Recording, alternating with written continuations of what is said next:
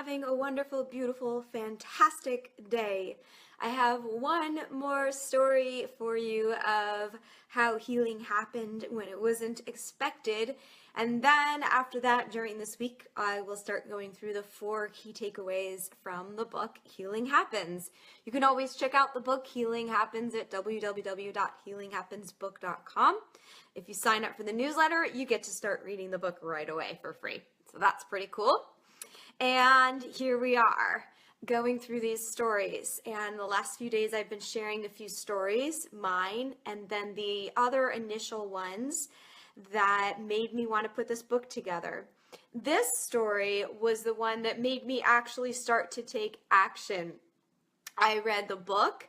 I held it close to me. This was almost a year ago when I went on the cruise to Alaska. I took it everywhere with me. And then I went home, and a few months later went to a program that this woman was leading and got to meet her in person. I had the courage to ask her to include her story in the book, and she said yes. The only thing was I didn't realize I was going to put them in an interview format at that point, so I haven't talked to her about that yet, but she's got a wonderful book that you can read, so it doesn't necessarily have to be in my book. This is the story of Anita Moorjani. Her book is Dying to Be Me, and if she doesn't have her next book out yet, it's something like, what if this was heaven? It's the idea of having heaven on earth, because that's what she realized as she was going through her experience. And here's what happened. She was a woman who grew up with 3 different cultures. We'll see if I can remember all the details for you, but in Indian cultural background by birth of family, but I think living in Japan, but being put in an English Catholic school while she was there in Japan. And a mix of ideas around her, and in a certain sense that expanded her awareness to see the comparison and to be in these different environments. And then as a grown woman, she was diagnosed with cancer. She had seen her best friend and a relative die from cancer and go through a terrible process with chemo and everything. So she pretty much thought cancer equals death. Chemo equals death, a lot of suffering, a lot of torture. So she decided, I am not doing chemo. Absolutely not, no way. She took off to India. She studied under, I think, a yoga guru there, had her diet, did all the discipline. The guru said that she was better, she felt good. She went home, back to Japan, and there she focused on the acupuncture route rather than the yoga and Ayurveda route, because that's what was available to her. But that didn't serve her as well, and her body continued to deteriorate and deteriorate and deteriorate to the point that she was in bed. Her body was completely frail. Organs were stopping to work. And she couldn't get up, she couldn't eat. She had this interesting thing where the toxins couldn't leave her body in the normal way. So all of her skin was breaking open all over her in order for those toxins to get out of her body. This was pretty extreme. Mind you, up to that point, she had been trying to fight. And then in that moment, she just decided to surrender into what was happening. And as she surrendered, her physical body went into what you may call a coma, and her spirit left her body. A lot of people call this a near-death experience. As she left her body, she could physically see her body in the hospital room. She could see her family around the world. She could see the future and the past at the same time. She got a glimpse of what unconditional love feels like. It's actually interesting because there isn't as much of a feeling associated with unconditional love, but it's the ultimate connection between all of us. Her father had passed away with some unresolved things between them, and she felt pain towards that and thought that he might have had a negative relationship with her. In that space of being outside of the body, that experience that she felt like she was going through, she met her father, and he embraced her with absolute love, what we can call the unconditional love. There was no barrier, no issues, no challenges between them. And it really gave the idea that what happens to us as humans is very different than what happens to us in spirit. And in a certain sense, that also means that what is happening in the human plane is not the full picture, is not glued onto us, and it is more a means of perception. When we look into someone's soul that we are having challenges with, we can actually tune into a feeling of love with them, a sense of perfect connection. Come back to what's happening in front of us, and we get divided by our five senses, and from there we trickle out to all these other layers.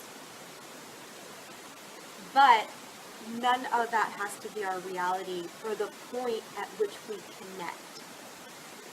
And just to say, for myself, knowing some of this from reading other people's stories and experiencing glimpses of that, that hasn't stopped me from navigating in certain ways on this plane, because I still have a human side to take care of, and others still have the human side that we get to choose how we're going to engage with them.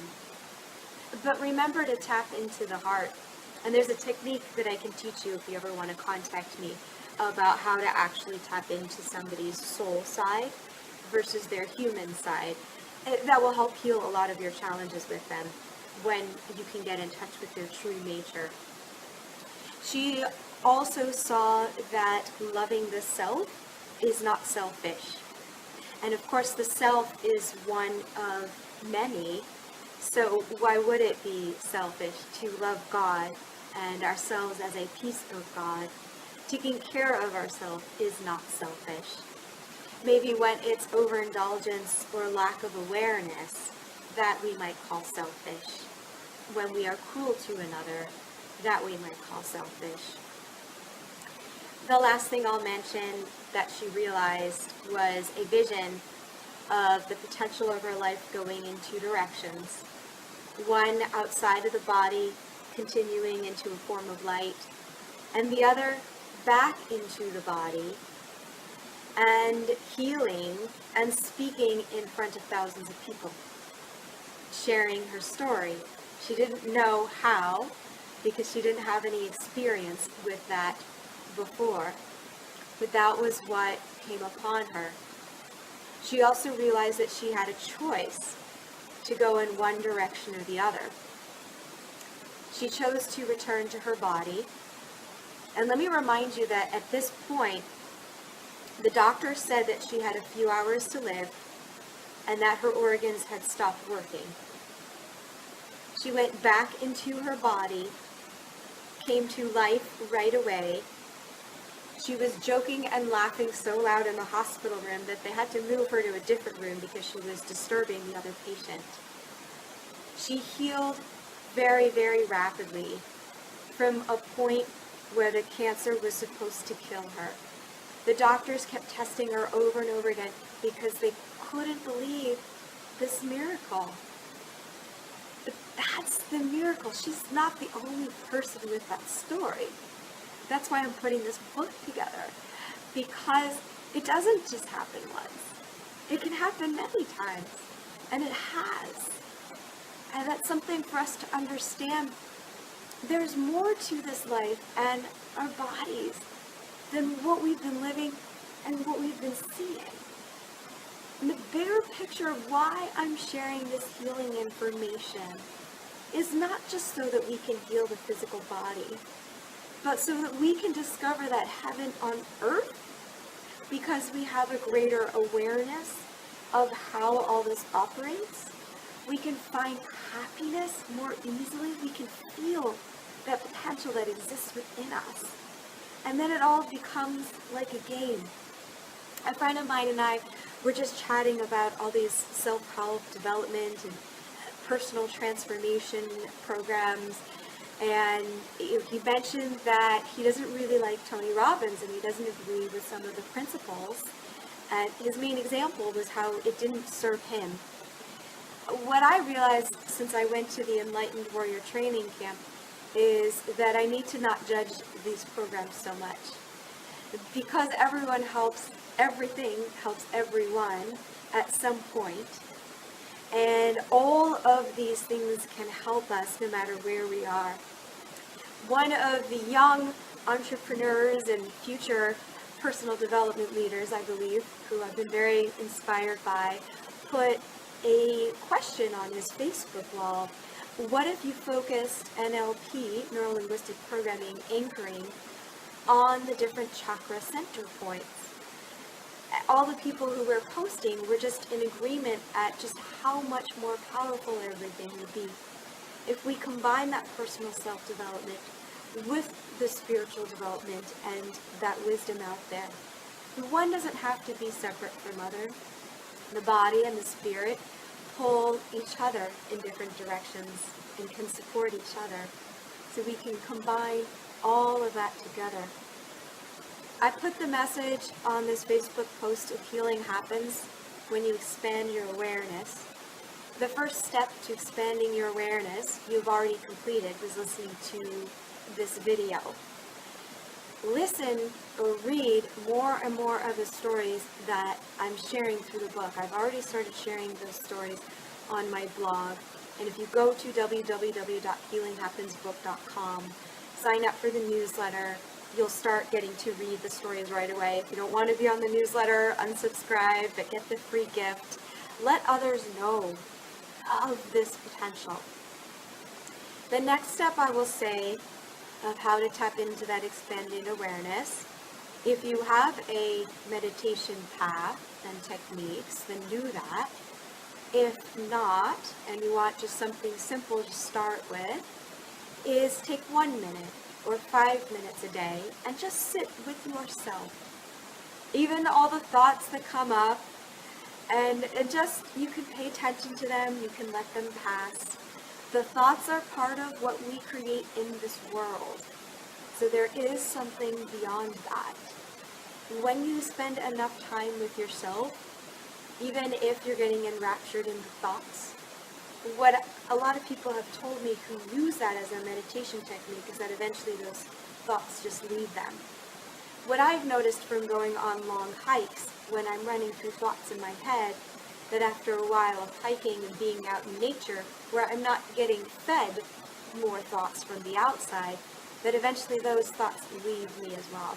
So I do believe that that is a process that you could also do. If you want to specifically learn a meditation technique, you can always connect with me. You can also join my online membership program. I have guided meditations there. And then I'll also add in an intro to meditation workshop, and you can learn some wonderful techniques from the yoga guru Paramahansa Yogananda. Maybe you've heard of the book Autobiography of a Yogi. It's turned millions of people onto the spiritual path. My website, www.avitalmiller.com. Just click on the members tab, click on join now so you can read a little bit more about the program, and I would love to have you join me there. If this was helpful, if this was inspiring, please like the video. Please comment below. Share any stories or reactions or what you learned from this video. But also share it. Let more and more people know of the potential to live in this world in the most amazing, amazing way.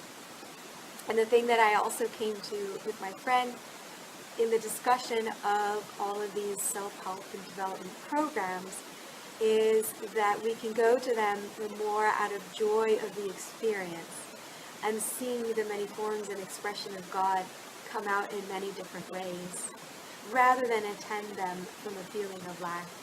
And then there's even more joy and freedom that comes out of them. Blessings and much love. Bye-bye.